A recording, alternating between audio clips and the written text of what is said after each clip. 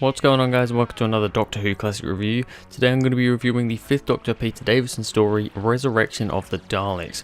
So, this is the 5th Doctor's one and only encounter with the Daleks, and of course Davros, because apparently after Davros was introduced in Genesis, he has to be in every single Dalek story for the rest of the classic series, which I mean I'm not complaining about, but yeah, he is in them all up until, you know, the end, up until Remembrance, which is the last story of the classic era. This is actually the first Dalek story, the first Davros story I've reviewed so far on the channel. I haven't reviewed any of the others yet, but I have seen a lot of the others. The only one I haven't seen... Oh wait, no, I've actually seen all of them. I've seen all the Davros stories. Can't really remember a lot of them because I hadn't seen them in a few years, but we will get to reviewing them at some point in the future. But anyway, for today, this is Resurrection of the Daleks by Eric Saward. The TARDIS is dragged down a time corridor, forcing the Doctor, Tegan and Turlough to materialise in a disused part of London in 1984. The corridor links Earth with a battle cruiser in the future that contains the Doctor's oldest enemy, the Daleks. Having lost the war with the Mavellans, only one person can now help with the evil race. With shocking consequences for the Doctor, it is time for the Daleks to resurrect their creator, Davros. So, yeah, the Daleks resurrect Davros because I haven't seen Destiny of the Daleks in quite a long time. I can't really remember it, I have only seen it once as well, but he dies at the end. Well, he supposedly dies at the end of Destiny of the Daleks, but like I said, I haven't seen it in a long time, so I can't really remember that. But they resurrect him here, so I suppose that implies that he did die. And yeah, so we've got another Dalek Davros story. So what is this one like? Well, before we get started with the actual story, we're going to of course start off with the cast. Starting off with Peter Davison as the 5th Doctor.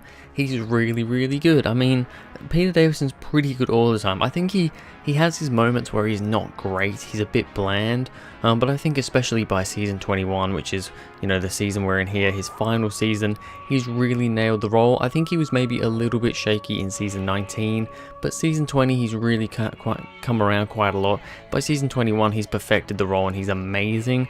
So yeah, I mean, no complaints there from Peter Davison. We've got Janet Fielding as Tegan Javanka. This is of course Tegan's final story, which is crazy because she was in all of Peter Davison's run apart from the last 2 episodes after this, I believe. And then Peter Davison would go on to regenerate his Doctor. But yeah, Tegan, she's okay once again. I've said this before, I'm not the biggest fan of Tegan as a character. I find her just a bit annoying, a bit whiny. She's okay, but she's nothing amazing, and to be honest, she actually doesn't do that much in this story, because she gets injured pretty early on. But yeah, I mean, she's alright. And then we have Mark Strickson as Vista Turlough. We just know him as Turlough. Yeah, Turlough's another companion that I don't love. I mean, he's alright. To be honest, I haven't actually seen much of Turlough. I need to watch more of his stories. But yeah, once again, Turlough is pretty good. I think I like him more than Tegan. Saying that though, I haven't seen him as much as Tegan though. But yeah, Turlough, he's once again also alright. The only other cast member I want to talk about is Terry Malloy as Davros. So this would be Terry Malloy's first outing with Davros, I suppose. It's Davros' 3rd story, however, in just Genesis of the Daleks. Someone else played him. The name is just completely... Michael Wisher, is it? Yeah, Michael Wisher, I believe, played Davros in Genesis of the Daleks. Someone else played him in Destiny. I can't remember who it was. I don't know how that guy was. I mean, Michael Wisher, of course, was amazing as Davros. He's the original Davros. The second guy, from what I remember, wasn't amazing. And then Terry Malloy would go on to play Davros for the rest of the classic series in this, you know, Resurrection, Revelations, and Remembrance of the Daleks. So he would be the longest running Davros of the classic series, and I think he's good. I don't think he's as good as Michael Wisher, but he is a good Davros. We'll get to some things later that I'm not a big fan of with him, but yeah, I think on the whole he's pretty decent as Davros. Alright, so now on to the good and the bad. Starting off with the good, the Daleks show up in decent time. I say this a lot, I mean this is usually how I start most of my reviews, or either, you know, with the good and the bad, I either start it here, saying that it's good when they show up, or I start the bad off with. You know, I don't like when they show up. In this case though, the Daleks show up in decent time. They're not too quick. I'm not the biggest fan when they show up straight away. I mean, obviously by the title, you know, we knew the Daleks were going to be in this story. It's called Resurrection of the Daleks. But yeah, they show up in pretty decent time, about 15 minutes in. So it's pretty good. But yeah, not too early. However, you know, because we were expecting them anyway, obviously it wasn't really a massive shock. This story is very dark, with a lot of death, and I mean lots of death. I mean, Doctor Who has its moments where it gets quite dark. Honestly though, from the episodes that I've seen, this is probably the darkest I've seen. This is a really, really dark story. There is so much death in this story, like, from the get-go, from the first bloody scene, we have death. We have this person dies, and the Daleks come along, they kill a bunch of people, we kill a few Daleks as well. There's just so much death in this story, and then we have, you know, the gas stuff that the Daleks use, which, you know, infects people's skin, and they look really, really horrible, and then they die. There is so much death in this story. It's pretty amazing, to be honest. Pushing a Dalek out of a window, honestly one of my favourite scenes from Doctor Who as a whole. Going into the story, even though I haven't watched the story in years, I still could remember the scene where the Doctor and a bunch of other people push a Dalek out of a building. I'm pretty sure it's out of the window, it might be just out of a door or just a gap in the building, I don't know. But basically they push this Dalek off the building and it goes and basically just crumbles on the floor. I just love that moment. I like seeing Daleks get pushed out of windows. I just love, I mean, it's such a contrast to New Who. I say that though, but in Stolen Earth Journey's End, they did actually kind of push Daleks around. To be fair though, they were inactive at the time, because Donna did the whole thing, but we're not talking about that. I do love, especially in Classic Who, when people just grab hold of Daleks and just push them around. I really love it, and this is probably my favourite moment of that. Just seeing the Doctor and a bunch of random people just push a Dalek off like a two-story, well, off the second story of a building. It's pretty satisfying. Turlough's away from the Doctor doing his own thing for most of this story. I really like it when companions do that. I mean, of course, I really do like it when the companions are with the Doctor, but I also do like it when the companion gets to kind of, you know, go away from the Doctor for a bit and shine on their own.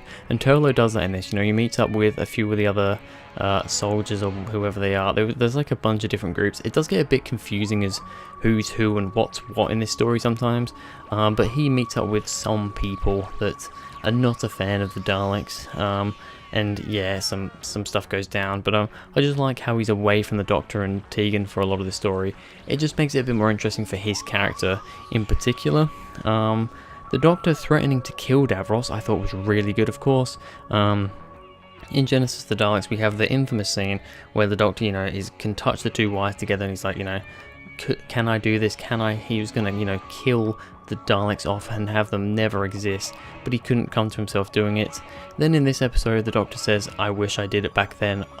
I need to kill Davros. So he goes to do it. He actually gets a gun and points it to his head, but he still can't do it, and I mean, he gets distracted, which is, I think, is the main reason, but I still don't think he would have done it anyway.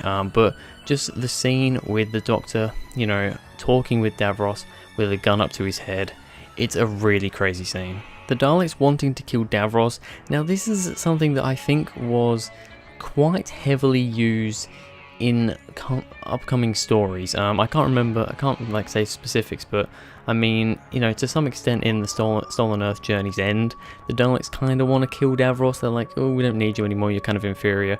Well, that happens here.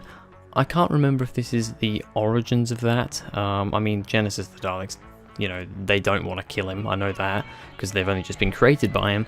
Destiny I haven't seen in a while, so I don't know, but yeah. And then finally for the good, we've got Tegan's departure, which I think is actually a pretty good departure. I mean, I don't really like Tegan as a character too much, but I can respect her for what she is, and I think her departure is pretty good. I like how she leaves just because it stopped being fun. She got, you know, with all the death that happens in this episode, it really, you know, shows on her, and she can't take it anymore. And she's just like, no, I can't do with this anymore. It's not fun anymore. I'm gonna leave. And I honestly think that's one of the best ways for a companion to leave. And yeah, really liked that. Now on to a couple of bad things I just want to talk about. First of all, there is a little bit of bad acting here and there. I can't really name specific characters because they weren't particularly influential characters really, but there was a couple of characters, especially at the start, a few of the like soldiers and stuff, who just weren't the best actors. They just felt a little bit flat, but really there's not really too much I can, you know, bash on the story because of that. Davros shouting too much, and it's a bit exaggerated. Now this is one thing. Michael wishes Davros was really good with, you know, he had his angry moments, but he was really good with the calm moments. And I mean, Davros when he's calm is actually kind of scarier than Davros when he's shouting. Terry Malloy's Davros, at least in this story, from what I can see, he shouts a bit too much and it's really over exaggerated. The shouting's quite cringy, to be honest, and I honestly think Davros works better when he's, you know, kind of maniacal and you know, scheming and not shouting just like, I don't know, I'm going to kill everyone, you know, like he's, you know, when he's not shouting. Davros in this just shouts a hell of a lot and I'm not a big fan of it. That can also go for the Supreme Dalek as well. I think the Supreme Dalek was also quite shouty. I didn't mind that quite as much, but yeah, a little bit too much shouting from mainly Davros.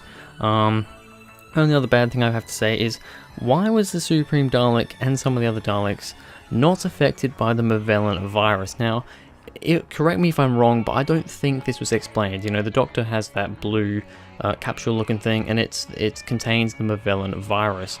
He sets it off, and the Daleks, including Davros, get infected with this virus and die. But then the Supreme Dalek and a few of his Daleks don't die from this. Was there an explanation for that? Am I just missing out on an explanation, or is this something that just wasn't explained? I don't know. So yeah, on the whole, I do quite like Resurrection of the Daleks. I think it's a pretty good story. I'm going to rate it 8.5 out of 10 at this current point in time.